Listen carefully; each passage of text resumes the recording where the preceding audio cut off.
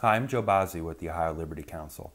Thank you for agreeing to help circulate the petition to preserve healthcare freedom here in Ohio. This petition would amend the Ohio Constitution to preserve the freedom of Ohioans to choose their own healthcare or their own healthcare coverage.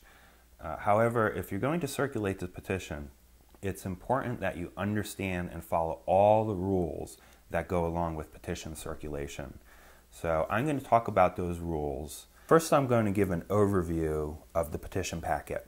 A petition packet contains 8 pages, and it's important to realize that those 8 pages must stay together at all times. So you're either going to receive a petition packet from somebody else or you're going to print it out yourself. If you print it out yourself, you're going to want to staple all the 8 pages together. At no point should the order of the pages change, or should you remove pages from the petition packet. It's also important to remember that a petition packet is meant to be for the voters of one county only. You should never mix the voters of multiple counties on a single petition packet. If you plan to get signatures from the voters of multiple counties, then you're going to want to have multiple petition packets with you. Another tip is that if you can, petitions should be filled out in blue ink. It's not necessary, but blue ink will be better than black ink. But at all times, you must be using ink. You should never use pencil with a petition packet. And finally, you want to make sure that you never sign your own petition packet. You can sign somebody else's, but if you are acting as the circulator of a petition packet, you should not be signing your own petition. You should be signing somebody else's. Now I'm going to go into the detail of gathering signatures for your petition packet now that you are acting as the circulator of that petition.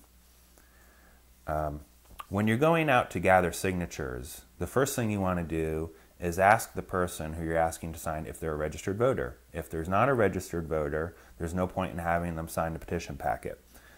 You might want to ask them to become a registered voter. You might want to carry voter registration cards with you, but they shouldn't sign the petition if they're not a registered voter. Next, you want to ask them if they've already signed the Healthcare Freedom Amendment petition. If they've already signed it, then you should not get their petition again. If they've signed it from somebody else, do not have them sign your petition packet. Then you want to ask them in which county they are a registered voter. If they are a registered voter in the county that you are circulating that petition packet for, you can now have them sign your petition. It's important to remember that as the petition circulator, you should not fill out any information for the voter. The voter is responsible for filling out all the information in the petition themselves. Do not pre-fill in any information. Do not assist them. Your job is to be the circulator and the witness that that particular voter has signed that petition. Give the voter some instructions on how to fill out the petition. Watch them. If they make a mistake as they're filling out the petition, you can have them strike a line through the whole signature line and have them start over, but do not fill out any information for them. The voter is going to need to fill out, they're going to need to print their name, they're going to need to write their county, they're going to need to write the city, village, or township in which they are registered. They're going to need to write the street number or the rural route or other post office address. No P.O. boxes are allowed. These are the street addresses that the voter has on file with on their voter registration only. There's also a column for ward or precinct. This is an optional field for the voter to fill out. If the voter is not 100% sure what their ward or precinct is, they should not fill out this column. In fact, it may be best to just instruct the voter to leave this field blank.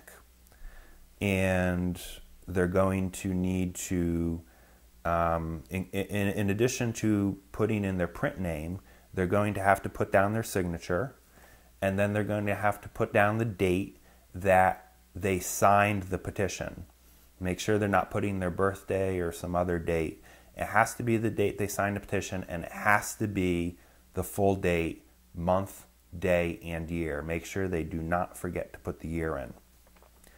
Overall, what you want to do is make sure that the voter has filled out the form completely, has not abbreviated, has not used tick marks to indicate that their information matches the information on the line above, that they've written as legibly as possible, and that they have filled out the information correctly to the best of your knowledge. What is going to happen is that these petitions are eventually going to have to be given to the Board of Elections in the particular county you're circulating the petition for, and the Board of Elections is going to need to match up that information on the petition with their voter information that they have on file. So you want to make sure that the person filling out the petition understands that they have to fill out this information to match their voter registration information. Once you've collected all the signatures you could possibly collect for a particular petition package, and there are currently 40 spots for signatures on a petition packet. You do not have to get all 40. You can get one, you can get 40. But it's important that the dates of signing all go in order on the petition. So if you're circulating a petition on the 1st of the month, and then you get more signatures on the 2nd, and then more signatures on the 3rd, the signature line should be dated the 1st, the 2nd, and the 3rd. They cannot be dated the 1st, the 3rd, and then the 2nd. So take your petition and go through it and try to validate that all the information is correct to the best of your ability. If you have access to voter registration files, and we're going to try to help people get access to that voter registration information, you can go through and you can validate that the voter's information is correct. If you have any issues or see any problems with signatures, you should strike that information from your petition. So once you feel comfortable that you have good, accurate information on the petition, you're going to need to fill out the last page on the petition packet, which is called the Statement of the Circulator.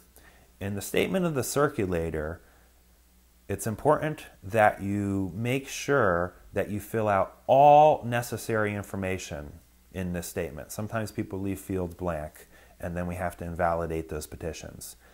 You're going to need to fill out your name. You're going to need to fill out the number of signatures that you've gathered on that petition. Then there's a field which allows you to indicate who your employer is as a petition circulator. Since you are a volunteer, you should not fill out the employed by field. And lastly, you're going to need to sign the statement of the circulator, and you're going to need to fill in your address. Also, you want to make sure that on the front page of the petition, you have filled out the issued to field with your name, and you filled out the county field with the county for which this petition was circulated for. Do not fill out the petition number field. These three numbers will enable us to categorize and file these petitions. Later on, we will fill out the petition number field,